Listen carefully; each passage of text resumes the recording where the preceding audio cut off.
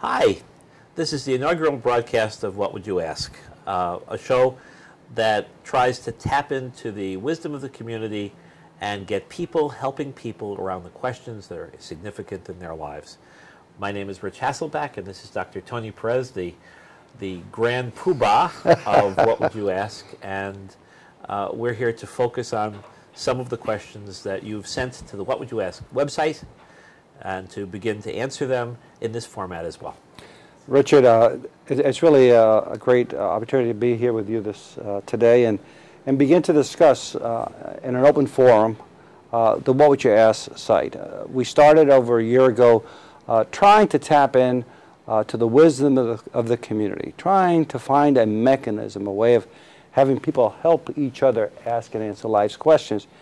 And here we are today with thousands of people coming to our website, whatwouldyouask.com. And everybody gets confused because they always want to throw in another W in there, but it's whatwouldyouask.com. And people have been asking questions, Richard, about their family, their children, their relationships. And it's something that we feel it's very important in our conversations to try to help people anonymously ask their questions and have the wisdom of our community. People who share a commonality and similar problems in their lives, because what really separates us a very small thread. The problems might be different, but there's so much that really is comparable to one another. So why don't we start, Richard? We have been getting great questions on the website, and today we've chosen parenting and child rearing as a topic that we'd like to focus on. And one reader and visitor to the website, a woman aged 36, asks, how can you raise a confident child? Wow, that's really a tough one, Richard. Obviously, we've been watching on the news, and a number of people have been trying to address this issue with their books and their talks.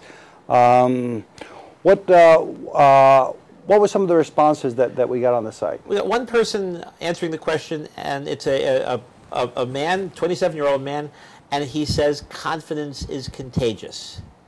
If you are confident, it will most likely pass on to your child. So this guy is focusing on the role modeling aspect of child rearing, and he's saying basically confidence isn't something you give to a child. Confidence is something you show to a child.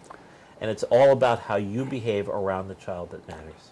And Richard, how often do we look at parents and how they interact with their children, or how they act in public? And sometimes they're not the best role models, but it's important. And I would agree that we all have that responsibility of not only asking our children, sharing with them what they should and shouldn't do, but we have to, in essence, reflect that in our own actions. I have to share with you this story. I recall that I was at a soccer game when my kids were young, and the game got pretty heated. And at the end of the game, a parent of the other team came up to the coach and spit in his face. And I said, my goodness, what are the kids seeing? That's right. Because a child will learn a whole lot more from the way a parent acts. That's true. Than from what a parent says. So if you want a child to grow up civilly, you act with civility.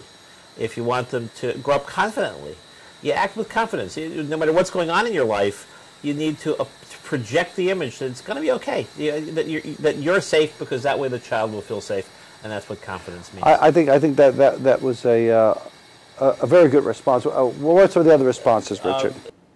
Another respondent says, encourage your child to engage in activities where they have a natural ability, and then reward achievement and introduce them into other activities where there's a potential for growth. So that person is saying, essentially, know your child, know what they're interested in, and then in an appropriate way, age-appropriate way, begin to encourage them to get active. If they love music, take music lessons. And that will enhance their confidence. You know, Richard, I agree with you in that response, but with some caution. I think it's important that a child pursue things that they have some natural ability. But sometimes we need to test our children. Yeah. And I think that sometimes parents look for what's in fashion, what's in vogue, and trying to get their kids involved, not because they're going to enjoy it, but will that be something that will be looked at admissions counseling when they're going to go to a prep school or if they want to go to college, so that the parents have to somewhat remove themselves from that process, give the child space to explore those things that they enjoy, but also from time to time challenge them. I remember when one of my sons was in high school, and I always encourage the kids to try things. So one thing is to try it, and if you try it and you didn't like it, that's fine. But not trying at times, you really don't know where your interests or skills are. And I recall that I told him to go out for the wrestling team. And he went out there, and he was only a sophomore, and he got pinned automatically because he never wrestled before. And then the following match, they pinned him against the captain of another team who was a senior in high school, and he got pinned again. And at one point he said to me, "Dad, I know you want me to try things, but this is not me. I'm not good at this."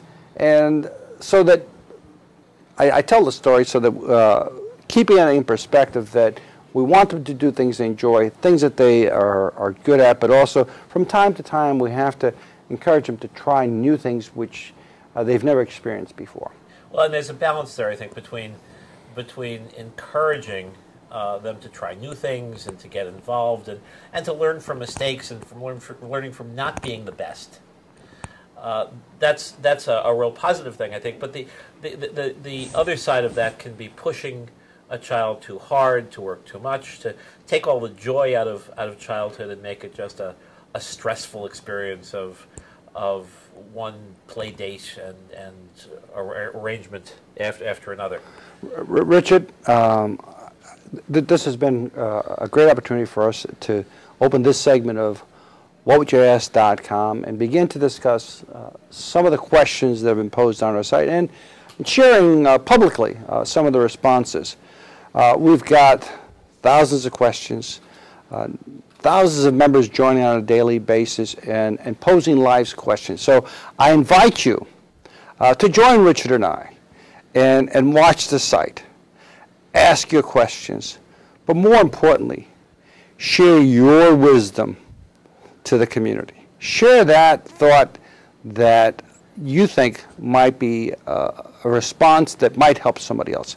So thank you very much, and we look forward to seeing you next time. Yes. Bye now.